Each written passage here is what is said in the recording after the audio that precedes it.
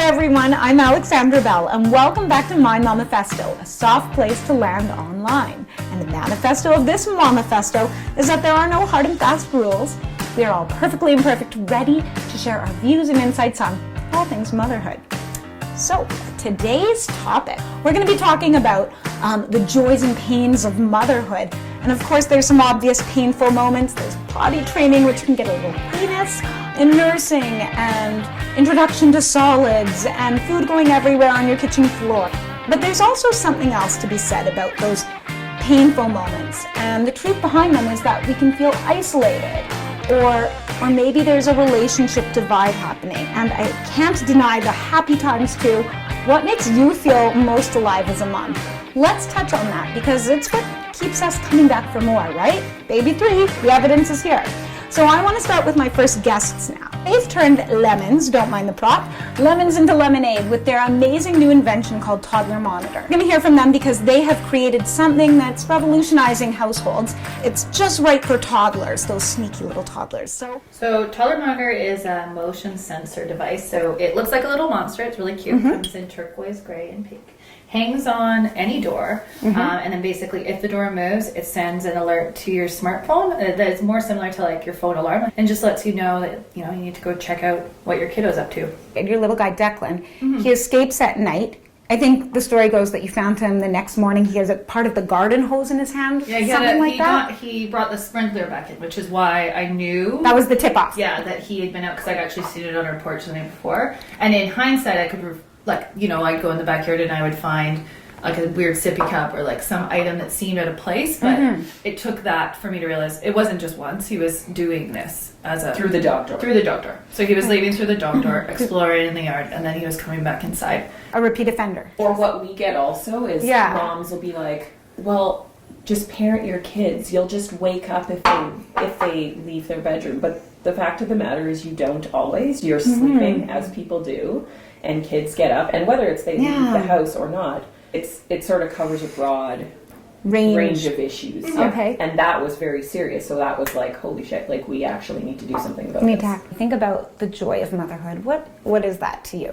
I think it's kind of like little moments and like little, like where, like Declan's a very emotional little guy, so he'll like just sort of like pop into my like space. I'll be doing something, I'll be like, Mom, I love you. And then you'll just sort of carry on, and it's like, oh, I love that. We worry as moms, especially new moms. Yeah. You read all these books and you're like, I need this structure, and I need this, and I need all of these things. And at the end of the day, one thing Coop and I always do before bed, I always ask him, what was your favorite part of the day? Yeah. 95% of the time it was something we did together. So it's not like, Mom, I really loved how you got me up and got me ready and got me to daycare at 7 o'clock. Like, they don't care about any of those Thanks things. for remembering my lunch, Mom, every day, right? Yeah. No, you don't get those things. Yeah, it's just the little small things, moments. the time you spend together. Are you a worrier? Is that something that's been problematic or just part of your own psyche, would you say? Well, I sometimes worry that I'm too spread too thin, and I'm doing too many things, and that they'll like look back and remember me like at my computer or staring at my phone or being distracted and like being like too much thinking about the next thing I need to do as opposed to being like building Lego or like doing the Play-Doh and like giving that the time. How are your Lego skills these days? They're quite good. They're good? My Play-Doh skills are better. Okay. And my coloring is exceptional. But I think that's the thing I worry about is that they'll look back and be like, oh, you were always distracted or something. So I'm trying to work on that. Yeah, I think finding a balance because we do work a lot. We have full-time day jobs. We have full-time toddler monitor responsibilities. And so you're trying to balance that and be a good, present mom, parent, role model. There's a little time parameter here, so I'm going to maybe have you back, and instead we're going to move on. We've got lots more, so I need you guys to stick around. We've got our next guests coming up, and you're going to want to hear from them. Talk joys and pain of motherhood. So lots of joys, lots of pains. What stood out to you guys as kind of one of the more painful experiences? So my 3 were so different, and the biggest challenge would have been my 3rd because she was full-blown colic for the first 4 months. That was intense. That would have been the most painful for sure. Right. Yeah. Your story really did strike me at the time because it just sounds like colic is one of those situations that when you're in it, you must have felt like you'll never come out of it? Yeah. Well, every day feels like 3 days. The worst, the thing that I hated hearing the most was probably, oh, it'll pass, because in that moment, it feels so intense and it's hard to see the light. What strikes you as something that's been a little more on the painful side? Well, with the twins, we struggled with infertility for years, and they're IVF twins, and so I think we were just so relieved to finally have our little babies when they were born that I really sort of was in like a dream state for a while. Plus they were, you don't want to hear this, but good sleepers, luckily. Because we had 3 under 2 for 2 months there, and I was just so nervous with like going back to the newborn stage and being up all night and just not being able to handle toddlers plus a newborn. And luckily I was given another good sleeping baby. Otherwise I just don't know how I would be able to handle it. But the world works in mysterious ways. Can I dig in though? I'm just kind of curious, when you also think about some of the struggles we go through as moms, tell me a little bit about how you're able to manage your relationships just in general. In our household, I mean, it is high stress all the time, pretty much all the time that the babies are awake, and definitely my husband and I have fights and say things that we don't mean and stuff like that to each other, but then once the kids are in bed, we do look at each other and we kind of go, okay, high five, we did it, they're in bed, and we just kind of decompress throughout the day. And I think it's a matter of both, if you're talking about your partner, just understanding that, this too shall pass and it's a phase of your life. Right, big change. What about you, Christy? Did you kind of have to adjust in that sense where you kind of your relationships change, and absolutely. Is there any struggle there? Until you sort of walk through each stage for the first time, it's really just figuring it out as it goes. And then with baby number 2 and number 3, you know that nothing lasts for forever, and you kind of know how to, I guess, maybe stay ahead of some of the challenges to like your primary relationship with your spouse.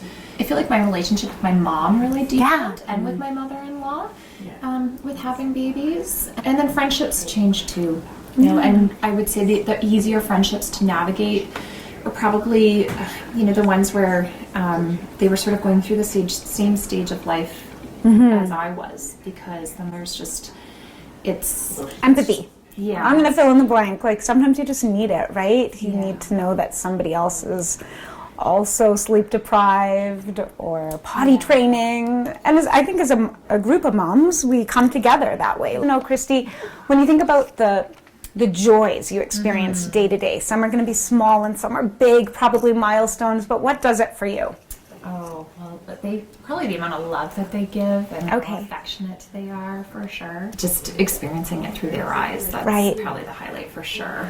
What kind of fills your heart up? You've got 3 little babies. I love watching my boys play together, have their own little twin language, and it brings me joy to see that they're close already, and I hope that it stays that way. Unfortunately, we could talk for a lot longer, no doubt, but I am going to now switch gears.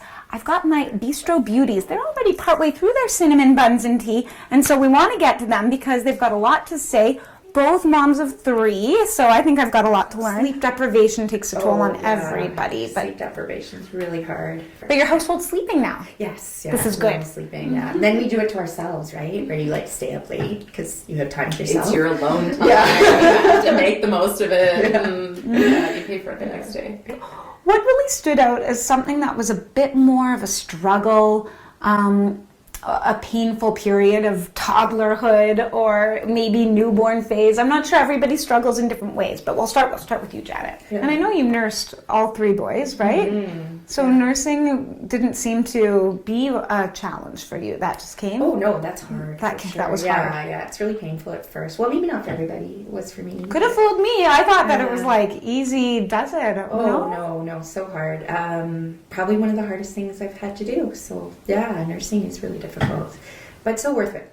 After, when you're in the later months of your first year, it's just so worth it. It's even harder to nurse 2 newborns at once, which is what I worked very hard to learn to do. I have twin boys. They're almost 4, so yeah, I would say I have a lot of painful memories from that first year, those first few months. And Can't even imagine what it was that you found challenging, most challenging of all those various phases. Feeling sort of overwhelmed with such a huge new job that you have no experience with can be difficult. And I think also, being a new mother can be somewhat isolating in many ways because you do spend a lot of time at home with these little creatures that sort of stare back at you and give you a lot of blank stares, and every now and again give you a smile, and that kind of reassures you and keeps you focused. But it can be quite solitary. You can lose a part of your identity a little bit because a lot of our identities are based on our social interactions. So, and I think it's something that we have to always work on. Like even if you're a working mom and you've got a whole life outside of the home, or if you stay at home and this is your solitary focus, it's still something to remind yourself, like, who am I? Ask those questions so that you're able to, go beyond a play place, or watch something beyond Paw Patrol. Like, you just need to somehow remind yourself that, hey, I like these activities. I like this show. Who am I? What kind of pursuits do I want to explore? So, Janet, that is actually really honest. There are different seasons, right? When your children are tiny, they require so much of you that it's so difficult to even just get away for 1 hour of whatever makes you feel good. I think if every mom could just see the forest through the trees, we'd all be better for it. Have you had even a recent example of one of those moments where you're just so struck by it sounds cheesy, but the splendor of it all, right? The happiness quotient that your little children can bring to your life. We were voting yesterday, and I took the boys into the voting area, and they were just awestruck. They didn't even know what to do. And then someone asked them who they were going to vote for, and they said, "Mommy." And it is really sweet at this age that, we're a huge part of their lives and how their brain is developing and everything like that. We can have such an impact on the rest of their life too. So that's really special. When you see those wheels turning in their mind, and you all of a sudden they come out and they say something really creative and thoughtful, and you are just amazed that they're becoming their own individual person with the ability to think and reason and develop a sense of humor on their own. And to me, that's so special. Well, sad but true, it's time to wrap up, and it's not because I finished my cinnamon bun, and I'm not going to tell you what number of cinnamon bun that was. What I want to do is get all the girls back together, and I've got some thank yous, so bear with me. Well, that's a wrap for episode 3. I think we've touched on some joys, some pain, but I think that you guys would confirm more joys than pain. Yeah. Yeah. Forget about the pain. Yeah, if we forget about it. That's why we have baby 2, 3, and if you've had 4 or 5 and you're out there, please share your insights. But I just want to thank you guys. Krista, Lisa, Katie, Janet, Leah, and Christy, thank you so much for coming today. I think it's been a lot of fun, and I won't make them squish on this bench for too much longer. And thank you guys for watching. Thank you all for being here. And keep the comments coming. Maybe share this episode if you're inclined. I know you guys will be, right? No pressure? No pressure, no pressure. And thanks again, everybody, for watching My Momifesto.